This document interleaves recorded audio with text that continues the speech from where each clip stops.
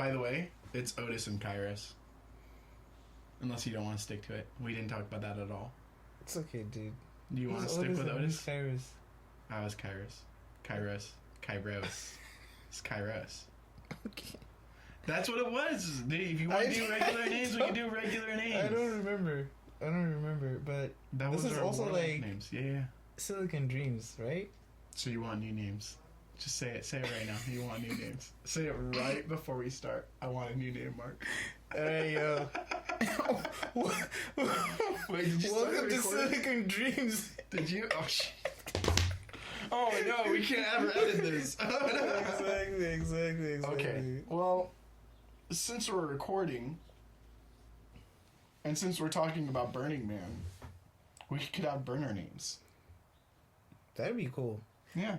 I wonder if there's like a burner name generator, similar to the Wu-Tang generator, but for burner names. I'm actually almost curious to like see that right now and just see what happens, because I think that might elucidate some of the points that we're going to talk about like technocracy and stuff, because if it starts saying like Elon Dust, I'll be like Burning Man name generator. Yeah, dude. There is one actually. And? It's called the Playa name generator. Because okay, all right. So basically, I go to burnosphere.com. Okay. Playa name generator. Okay. It'll ask you for your first and last name. Helping those with zero creativity. Okay. But it also asks for your email, which I don't know what an email has to do with. Oh, because they're gonna spam you down, my dude. Okay. They're gonna get targeted right now. And then your email. Is it really gonna email a name? Yeah, I'm gonna put a fake one. If it emails a name, I'm gonna put a fake one. Favorite animal? Favorite animal? Me? Yeah, you. You putting your name? Are I'm you? putting your name in Oh, the you're name putting my generator, name. yeah. An orca. An orca. Or a weedy sea dragon. Or a flamboyant cuttlefish. Okay. You can choose any one of those. I put an orca. Favorite food? Dude. I just, for this one thing, let's put koshery. Koshery? Yeah, dude. It's either hash browns or koshery, dude. I'm a basic man. There's also like a couple of questions which are like, you know, what? Woo woo. What makes you happy, and then what are you passionate about? I'm gonna skip those. Jesus, no. 3 to 5 words or Hanging out with my friend Tatenda. Hanging out with Tatenda. Hanging out with Tatenda. Hanging out with 4 words. Tatenda. 4 words and a lot of syllables. Are you passionate about the same thing? What? Are you passionate about the same thing? Should I just copy? Let's just say we're on the podcast, man, dude. Technology. We're literally, using our time. Right. Technology, it is. Yeah. Right. Tech and minorities. Bro. Tech and minorities? Yeah, we got 5 words. We only use 60%. Alright, here we go. If it doesn't give me a name, like, right now.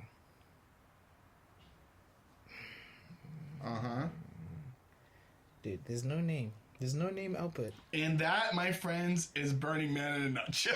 That is crazy. They're basically using this playa name generator to collect emails. Pretty much. Well, that was that. Well, there is another playa name generator that we could use. What's it called? ChatGPT. ChatGPT is a good one. Okay. Do you have an account? I do. It's on my laptop. Oh, you're on my laptop. It's opened. My dude is on my laptop. And I'm all like, oh yeah, it's on my laptop. Oh yeah, it's on this laptop. Oh yeah. Anyway, why did we start talking about Burning Man? I think it's because your brother went to Burning Man this year, right? Or last year. We wanted to do like a general episode on like cool tech that's out there, like the kind of a tech roundup.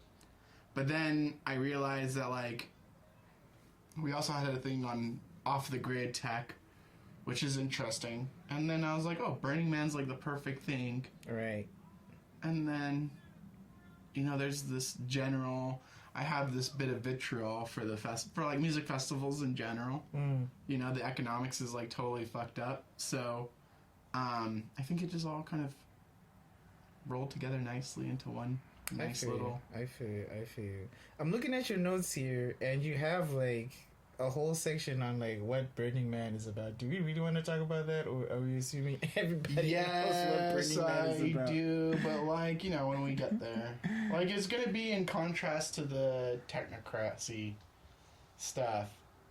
So like, there's this huge dichotomy of spirituality, like at the center of Burning Man, which makes it even more interesting, right? Right. So one is like all these Bay Area people are having like a mass exodus to go to Burning Man, and they, you know, attribute their innovations to it, even though they're technocrats, which, by the way, just means that you believe that government should be ruled by elite technical experts, which most of these CEOs are not. They do a bunch of drugs there. Burning Man, a lot of the morality around it is about self and self-expression as opposed to like community.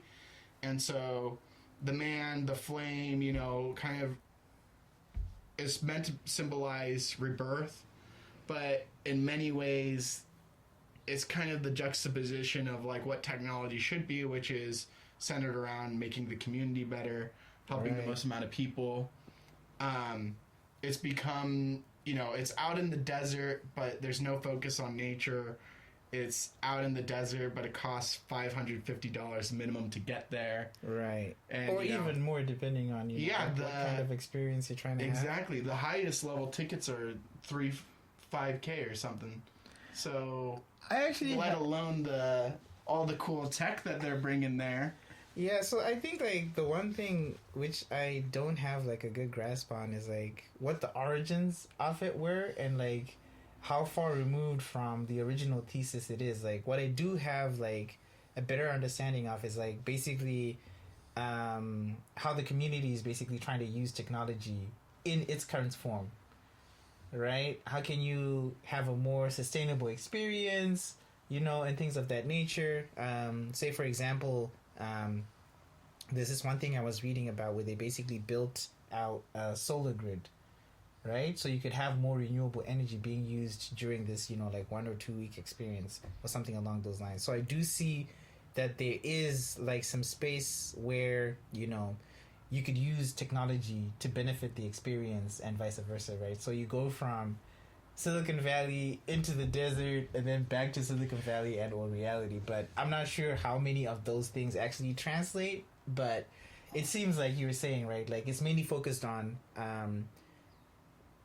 the individual and community experience in that moment. So it's mainly catered to making that 1 or 2 week experience be what it's going to be for the people that are there. So yeah, right? Going extremely off that one point.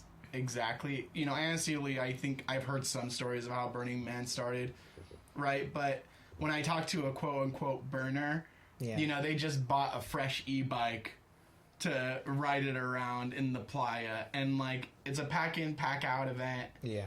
And, you know, they have this kind of greenwashing that's occurring where it's like, oh, we're buying the green thing. We have a solar panel. We have this. But it's not really a green thing. It's just an off-the-grid thing. Yeah. Because you could have just ridden a bike. You know what I'm saying? Like, and that it doesn't have the lithium, it doesn't have the cobalt, it doesn't have like all these other problems. Right. And when you dispose of a bike, because there's, you know, really no recycling methods for these minerals, you're doing a lot of damage to the to the environment. You know, it's not really that you're doing renewable energy. You're doing renewable energy compared to a car, but really the other option here is a bike, because you're not going to drive a car around in a campground, you know what I'm saying? So so there's the e-bikes, obviously, and then there's also like, I think I've seen like them basically like build out these surfboards that people kind of like, you know, use to get around. So those are more DIY, but again, going back to the point which you were making, it's like it's electric powered mobility. Right. So at that point, it's more like I don't know. I'm not sure like how much you are saving.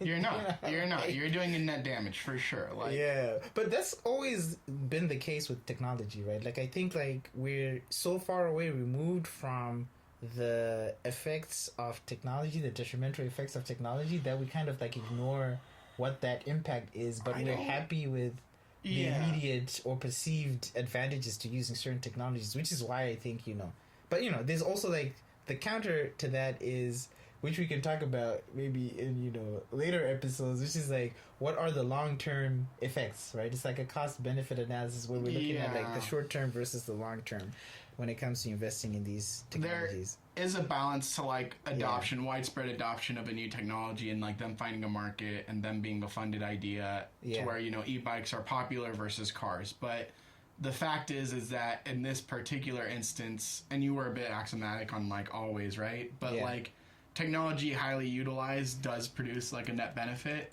I think, in general. And then the other part is that if you had used the e-bike regularly instead of driving the car, it's a net benefit. But if you're doing tech as a luxury, right, and you're doing energy, you're using energy for pure opulence, which it is in a festival in general, then you're not really doing things for the environment. You're doing things in the environment, and you're acting as if it is, coming back to nature, touching grass, but you're not. You're just literally using 10 times more energy than what you normally would have used, but you're just not doing the worst version of it. You know who did the worst version of it? Go ahead. I have some ideas, but Mark Zuckerberg. Dude, I felt like you were gonna bring that up. He flew in on a chopper to serve grilled cheeses, bro. Grilled cheese at the Founders Club in Burning Man. I think that already tells you what kind of technocrat event that it is. You know what I'm saying? Like, they have their own. So we have a list of like billionaires that have been to Burning Man, right? Mark Zuckerberg. I don't know if Elizabeth Theranos is like is she a billionaire? Well, not anymore. Not in jail. Doug. Wow. All right, let's skip over her. Elon Musk, Jeff Bezos, Sam Altman, Sergey Brin and Larry Page, Eric Schmidt.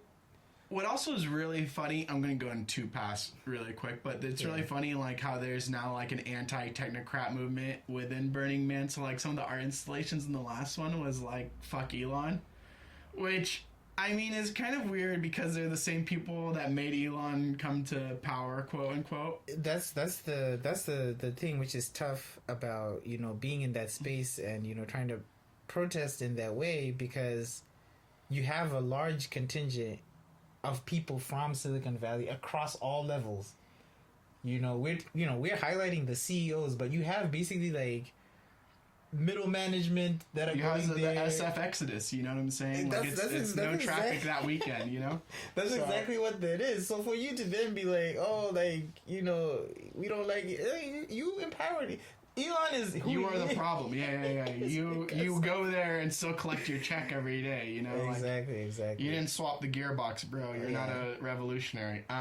But I think like the other interesting part of it too, right, is maybe thinking about how those people, the technology that they bring, and I guess kind of like the experiences and how it actually contributes to that weekend for them. Right? It's like, I don't know. I get what you're saying. There's two parts to that. So like one is, for me, I can't really separate the ethos of the person to the product that they create. Why not? And it's because they make so many product level decisions to where like, Burning Man is very rather self-centered, and a lot of the founders that you see go there are like very self-centered founders. They're not the humanitarian style founders, right? And they end up being at Burning Man expressing themselves as individuals over the community. You know what I'm saying? So the question that I'm asking is specifically around what their contributions as individuals are to the experience at Burning Man, using the skills that they either have acquired from Silicon Valley or other Burning Man experiences. Have you seen the builds for Burning Man and stuff? Or Yeah, I have. So that's specifically what I'm talking about, right? Like, say for example, right? Let's use like say my own experience, right? Sure. So I come in there as an embedded software developer, and say maybe I help them with some robotic stuff. Right, out of the goodness of my own heart, I contribute to a display or an exhibit within the experience, or maybe like it might be something else. Like maybe might not be like a technology centered display or exhibit, but maybe it might be something else, like helping out with the tents. I don't know. I've never been to Burning Man, so I don't know. But like this is kind of like what I'm trying to get at, right? Like there is an aspect of one, the technology and experiences that they've gained outside, and how they apply inside, and how they can actually better the experience for themselves and the community. But so it's not everyone, right? Yeah. The experiences could vary across. I've been to similar festivals, but like the thing here is, like, I'm sure there's DIYers at Burning Man, and there are some exhibits I've seen at Burning Man where there is a true intermingling of like art and technology, but we've both also worked in the Bay Area, and like I have never seen a bigger divide between art and technology than in the Bay Area, where people just, they won't even read a book for leisure; they read a book for clout. You know what I'm saying? It's like they couldn't really get into the subcontext of like any conversation just because it's not necessarily serving the purpose of like moving their career forward, right? So like the stuff I see similarly from Burning Man is like it lacks a little bit of flavor sometimes, like there's a lot of things that are just pretty soulless. Like it's pretty much just lights on a bicycle rim, you know what I'm saying? Like the same thing I did at 2-3 years old. Like, so okay, cool. Like the 2025 theme apparently was or is tomorrow today. And I'm just like reading this off of the notes that we have here, but what does it say? The tension and collaboration between tech and art were directly addressed by the theme for the 2025 event, which is tomorrow today, a protopian vision. The theme encourages a balance between dystopian collapse and utopian fantasy, focusing on incremental and achievable progress. So that's kind of like what the... Sorry, my bad. Focusing on incremental and achievable progress. And I think apparently the World's Fair was the inspiration for this. Which says everything right there. I was dying when I read that. That scared the fuck out of me. That says everything about what I was... Like, I get a lot of people are going to be like, Mark, that's not a Burning Man. Okay, I'm sorry, my bad. Framing Black Rock City as a hub for art, science, technology to explore solutions for humanity's challenges. This is the thing we're talking about. This is exactly the thing we're talking about. Actually, I have something for you, actually. It's so on the face, you know what I'm saying? Like, it's just so, like, you can't... Like, there's been so many things recently where, like, if an author wrote it, it'd be too heavy-handed and would, like, never get published, It's just, like...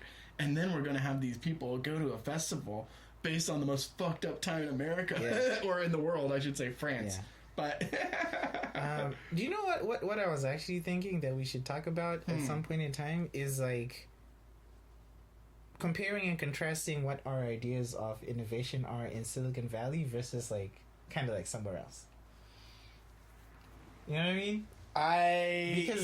So I was actually talking about this earlier, which is like this seems to be like always like these epochs within like Silicon Valley where it's like it was Uber.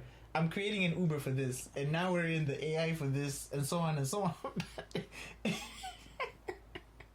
Do you know what I'm trying to question? I just read about this VC complaining about how no money goes to Africa, and they pointed to somebody landed a bill getting paper funded for an app that tells people when to drink water. That's exactly what I'm talking about. Versus the other company that pitched to them earlier was it was a Ghanaian startup, and it does offline banking. So it like figures out a way of basically transacting when it can have internet connection and still keeping the ledger correct. Dude, are you telling Google what news articles to suggest to me?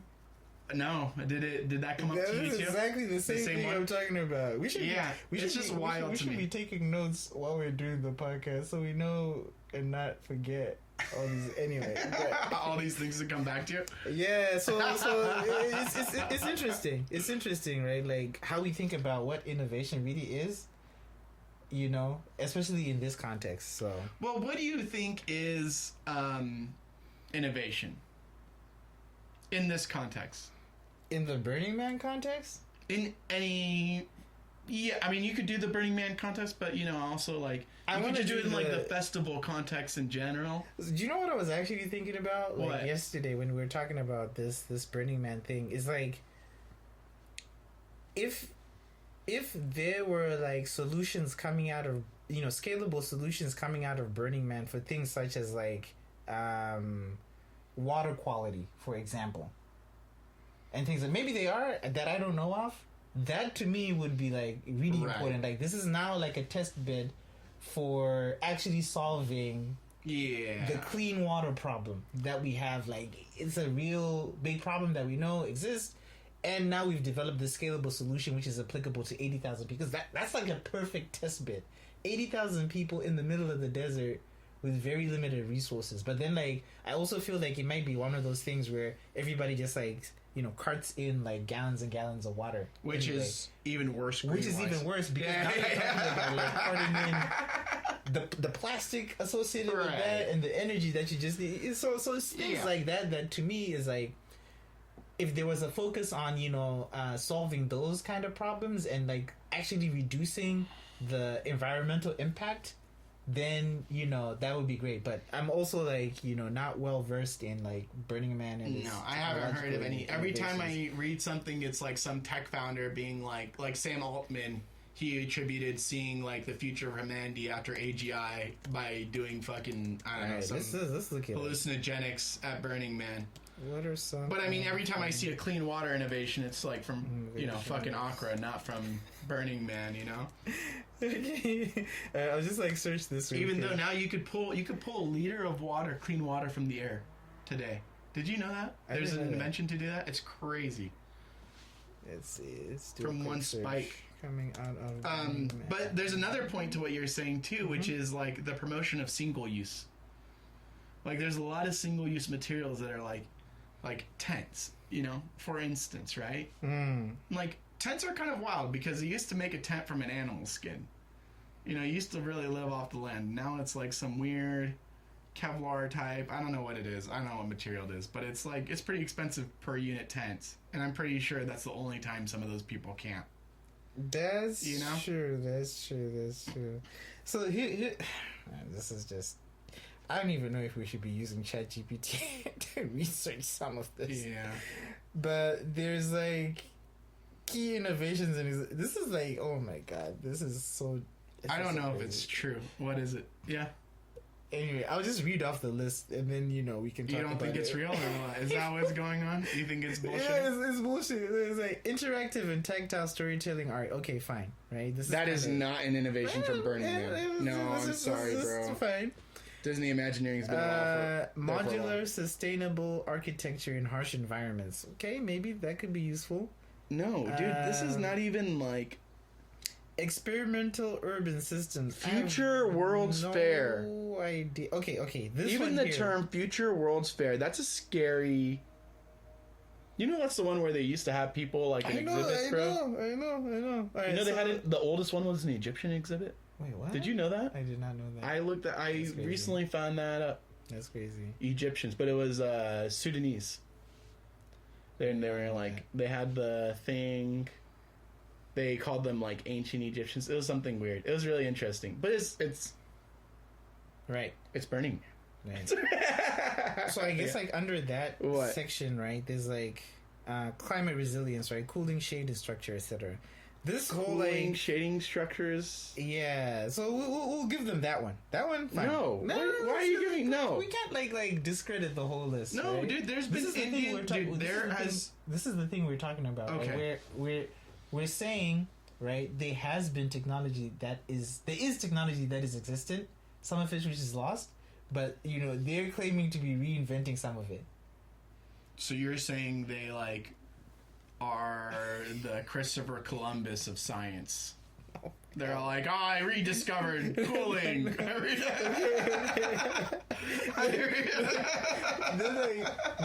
was why, like, bro. this is why I was rolling my eyes at this list. Number 4 is social and cultural innovation. Dude, I'm done. I'm done with this. I thought we could do an episode on this, but we can't, man. Like, how could I take this seriously? Oh my god! How could someone party with Sam Altman and take them seriously? You know, take themselves seriously. Okay. Like, just say I did drugs in the desert and it was fun. You know? Okay, so let's move on from kind of like all of that. There are like a few like interesting things we're just like looking at, right? Like, say for example, on the technology side, purely, right? Especially when we're talking about the questions about going off the grid. You know, what are some of the things that you would say are technologies or innovations that you've seen that could be contributing to like a better, like, even camping experience, for example? Let's talk about that. So I have seen like stuff that's renewable energy towards like the individual that could be useful. So like, you know, a personal solar panel that recharges a battery.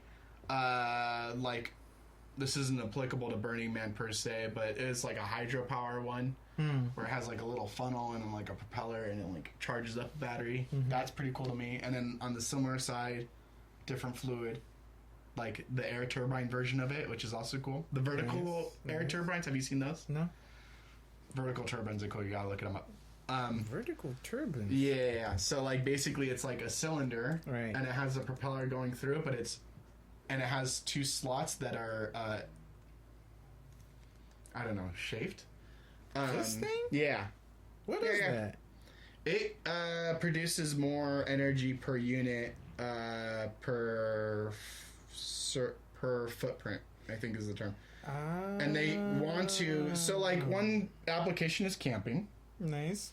It obviously lends itself to a more stable vertical structure. But another application is like in between interstate freeways. So like, you know, like there's north-south. Yeah. And like theoretically the wind just, you know what I'm saying? So then if you put a turbine there, it's Interesting. So you could just be like harvesting. Yeah, you can be harvesting. That's like one of the more like traffic energy we're harvesting ones. There's also the piezoelectric ones, but that's not camping applicable. Right. But yeah, if there's like a bunch of burners and like, you know, they had a solar cell, a battery that they were using, or, you know, we're doing it in some sort of share fashion. You know, like, hey, I rented it out for the weekends, you know, and I give it back or whatever. But, I mean, just like the amount of photos alone. You know what I'm saying? Like, and then, like, it's pack in, pack out. You know it's not pack in, pack out. Like, you've seen the destruction. They're not picking up the trash. Like you know what I'm saying? The tents get destroyed, the shoes get destroyed, the outfits get destroyed. Yeah. You get STDs. No, I'm just joking. Yeah, but it's just a little while. And you know what else too is like you can't really pack in, pack out when it's that many people. You've done like physical damage to the landscape. Yeah. You know what I'm saying? Like, I actually wonder, like, it's actually, I don't know, I think it's a bad location to have like that many people, you know, concentrated in like that small of a environment, mainly because of like, you're in the desert, right? I was just actually thinking about, say for example, like how efficient are solar panels like in that kind of environment when you have like dust storms kind of like whipping around like every other day. Maybe more efficient. Why? Because there's more wind. Solar panel? Oh, sorry, solar power. You're right. Yeah. So you know what I mean? Yeah. Like it's interesting. I heard the craziest thing about solar panels recently, which is like, how did it go exactly? But essentially, nothing was in parallel on a solar panel. It's all in series. So like, you could degrade 98% of your efficiency really fucking quick. So that's kind of like which is your point about the dust, right? Like, it's my point about the dust. Yeah.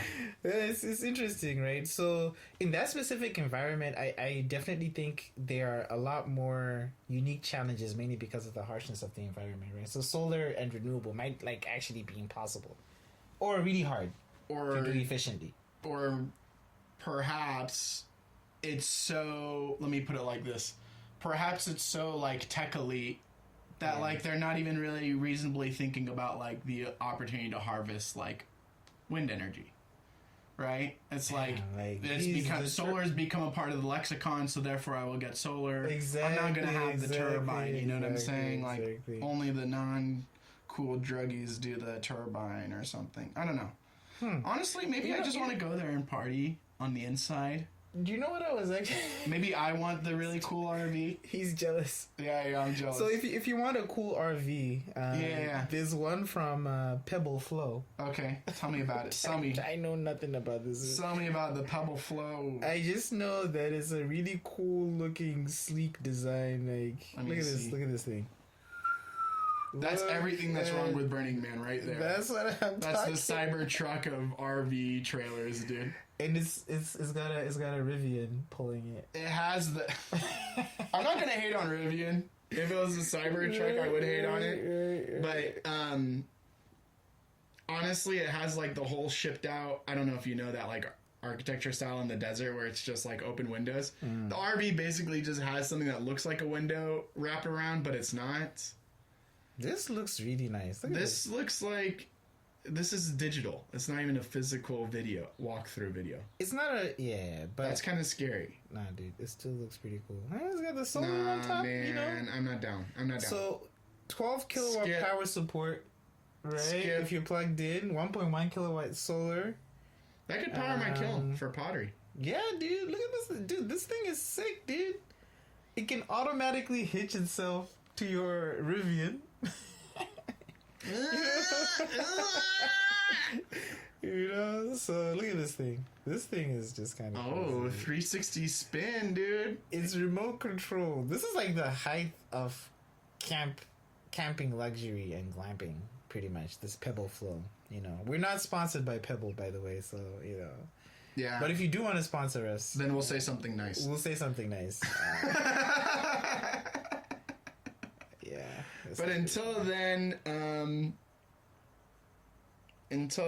you have a very undiverse group of people using your product on your website, as far as I'm concerned. Yeah. So basically, you. That's who they're marketing towards, man. Exactly. They said we don't count. Pretty much. So you know what I was actually thinking when we were talking about the wind energy? This is something that we don't do generally. We don't think about how to basically build infrastructure that supports certain use cases. Right? We always are coming at it from a point of view of like retrofitting. Right? How can we make the streets as they are safer as opposed to like designing safe streets from the go? Right? So okay. Right? So now Patience. Right? Patience. Just work with me. This is just like a thought experiment, right? You know I love to do this. I love this thought experiment. Right? I had a similar one. That's all. So the one I'm thinking about is like we already know that we're going to be in the desert, which is like a wind-swept plain. Okay. Can we basically I'm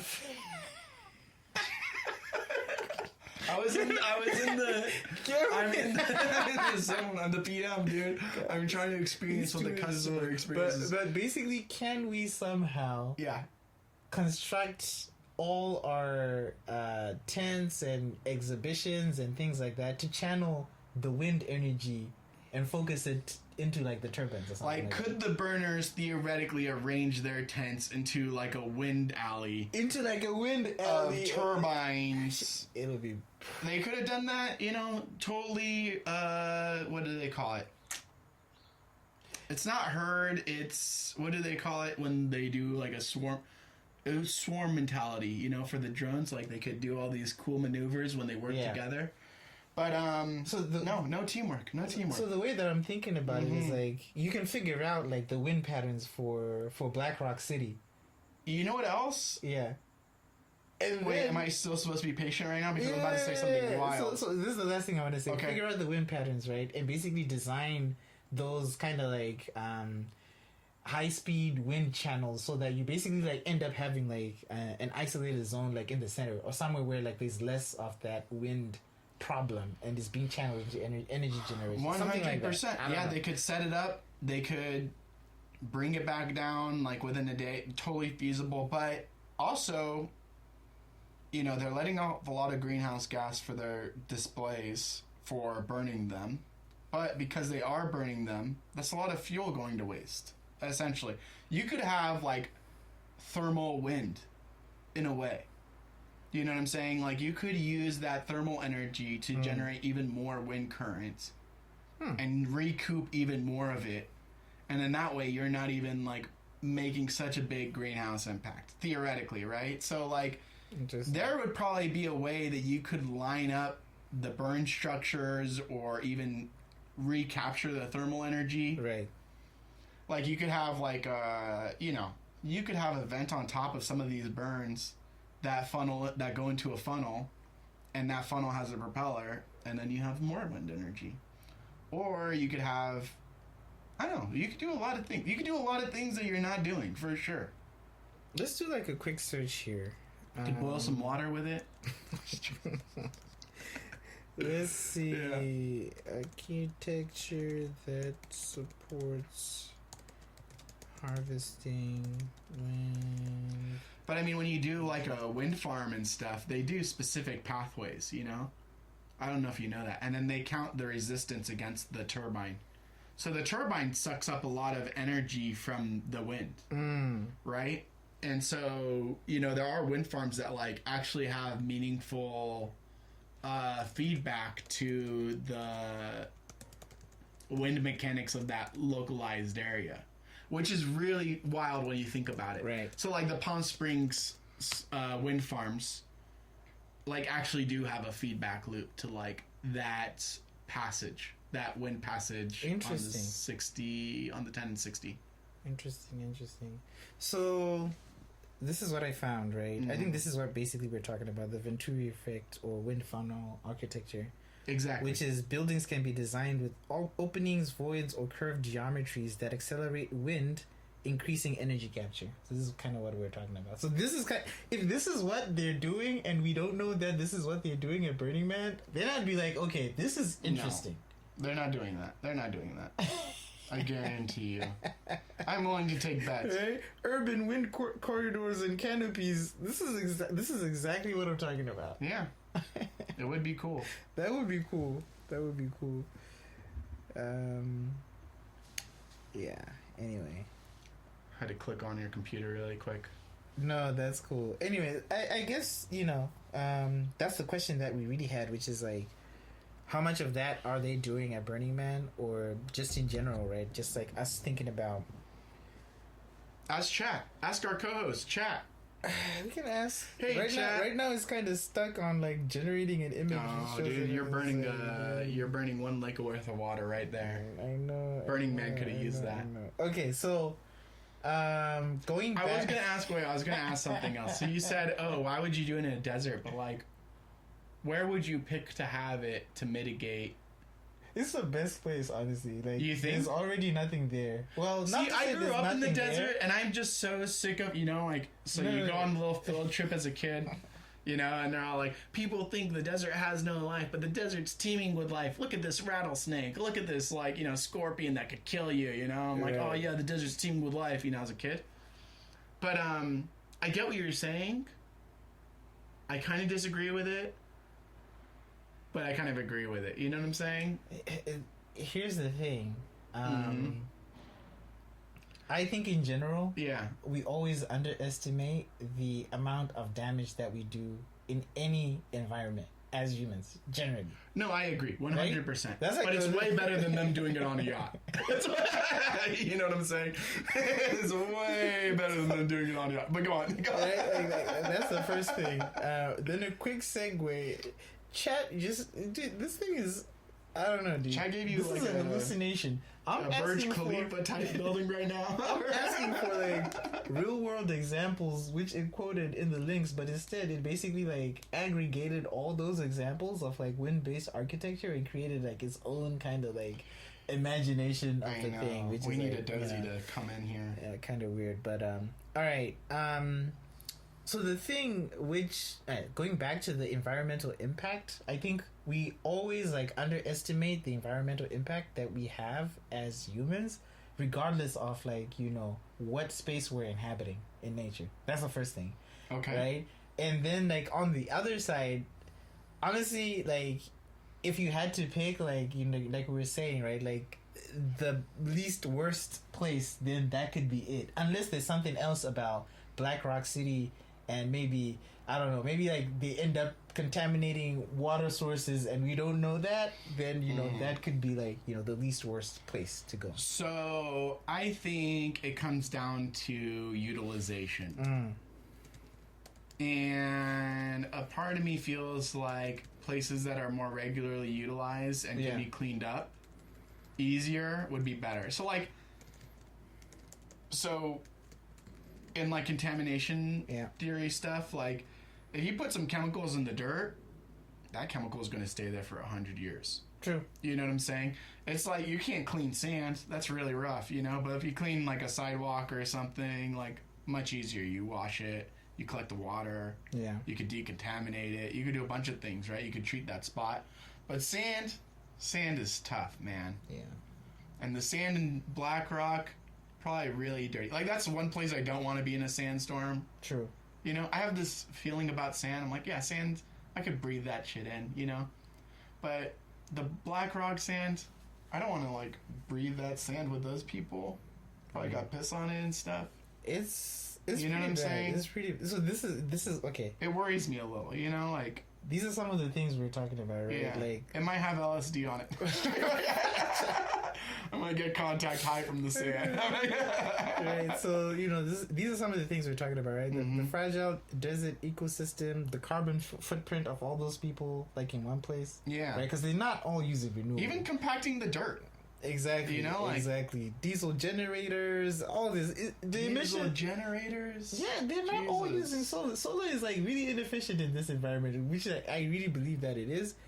And then, obviously, like, the dust and air quality, right, and all these things. And that's not even factoring all the drugs. Well, how is none of this? How is chat not talking about the drugs? Because I didn't ask it about the drugs. Like, I think. No, I know, but like a needle on the ground is pretty bad. Right? You know what I'm saying? Like needles. But anyway, we how did it not measure the impact of needles on the ground? We did do one episode which I guess we keep calling back to the cities of the future thing. You know what I mean? That was cool. This is exactly the thing we're discussing, which is like, how can we build cities to be sustainable from the ground up? Right? And this is what I think is something that, you know, if they're not doing it for Burning Man, which is like from the ground up, like at its core, you know, reducing the carbon footprint and reducing any potential like ecological damage, then, you know, there's a lack of innovation in that respect. You know what I mean? So that's like, just something we should think about. Yeah, I get what you're saying. I think that lends itself again to utilization because there's no travel infrastructure even surrounding Burning Man. You know what I'm saying? Like, there's no bus that, you know, just takes a couple thousand people, drops them off. It's like, oh no, you car caravan, you take 2 cars to carry all your shit because it's pack in, pack out. So that just means you bring more cars. Yeah. You know what I'm saying? Like, it's crazy. It's just wild. Like, I don't know what to say about it other than... So I was thinking, what products should they have that would truly make them more... sustainable? Yeah. There's another part to this, which is like, the man burning is like a symbol of like life and death, which kind of takes away from the idea of progress. What do you mean? You know what I'm saying? It's kind of like... I'm reaching for sure, don't get me wrong. But there's a blasé to emphasizing life and death and like the cycle of rebirth, Right. as opposed to saying like, this is precious, I'm gonna do what I can now. Right. You know, like, so I'm trying to think of what would they do that would really move the needle. I guess we've been talking about it in many ways, but I don't know. It's still just gearing in my mind, right? Like, Right. I think just like rethinking. For me, the easy, at least it's a harder problem to solve, but typically those are the problems that always like result in the most progress, right? Solve the harder problem first, which is how can we basically make this a more sustainable thing? how can we party in the desert and look cool doing it? There's this one thing I was reading earlier too, which is like there's like basically this author was saying there are easier ways to do drugs and party without putting in all this work. You know what I mean? This is like really what you want to do. Burning Man is not where you want to be at. But Burning Man's for clout chasers, right. you know, and billionaires. So there's a couple of things just to wrap up here. Mm-hmm. Where the black people at? You tell us, Tatenda. Where the black people be? I think there has been, at least according to my research, a lot more work being done to make this more inclusive. It's definitely going to be like not as inclusive, but there are camps and communities for us, you know, that are now part of the Burning Man experience. I actually had a neighbor of mine in Oakland. Her and her partner are burners, basically. They met at Burning Man. They are part of camps that, you know, like are more diverse, have more people that look like us and things of that nature. But it's not I don't think that's the commonplace, right? I think it'd be really interesting to see like the history of Burning Man and to understand like, you know, the dynamics more intellectually. But I think even on the pure mechanics side of it, Yeah. it's heavily leaning towards like, you know, remarginalizing, you know, people at risk, right? Like, so we have other episodes planned, right? But even the idea of using this technology, which is highly sophisticated, that requires these rare earth minerals, it does a lot of damage worldwide, right? So True. It'd be interesting, but I even think by nature of like who's going there and the type of positions that they hold, it's not really something you could safely say is empowering the community. Right. You know? Both locally and even like for humanity at large, right? Like, you know, flying your jet in to grill some cheese sandwiches just to claim fame. That's Taylor Swift level right there, man. You know, like that's like, I know. Would you go to Burning Man? I did tell my brother this might get me axed right now. So my brother just went to Burning Man, and I told him I spent a solid like 3-4 hours studying how to sneak into Burning Man. My personal thing is I should always boycott things.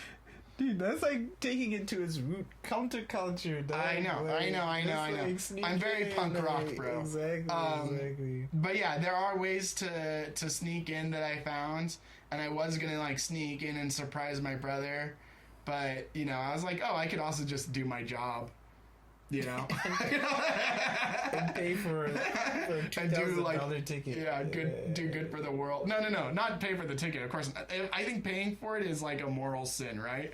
But you know, I'm doing good things at my work, so I'd rather, you know, just do that. And you know, there's something to be said about having good time with good people. Yeah. You know, there's something very positive about. There's something to be said about boycotting things that you don't believe is like morally correct. Yeah. But you know, you gotta make your decisions. I made mine. Maybe next year, Burning Man. See me at 2026. Hey man, let's do it. We could do like an episode while we're at Burning Man. Yeah. And just like we'll have it our podcast name. Installation. Silicon Dreams. Silicon Dreams? Is that what we're gonna do? That would be sick, dude. Dude, like we'd be like covered in dust right now. Dude, we'd be silicon.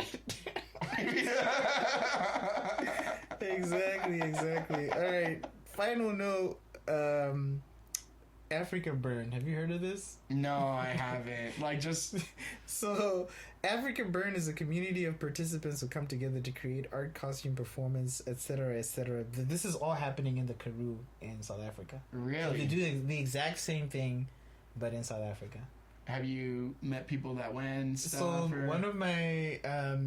so, between, like, undergrad and grad school, I worked for this guy who was a burner. He was like a biologist, but also an Africa burner. An Africa burner. Africa burner. Yeah, so it's with a K, right? I with think a I K. saw on the notes. Yeah. So the year that he hired me, he basically was like rushing through trying to ramp me up on the project so he can go to before Africa he goes and burns, bro. And then it was just he basically like his whole life was like centered around like planning and organizing for Africa Burns. And then, like, you know, doing, like, his nonprofit for conservation. Like, he was, like, a, you know, biologist. We should compare and contrast the technological differences That'd be of tight. installation. That'd be cool. I'm down with that. That'd be cool. But I think that's all we have time for. It is. Yeah. It was all fun. right. Peace. Peace.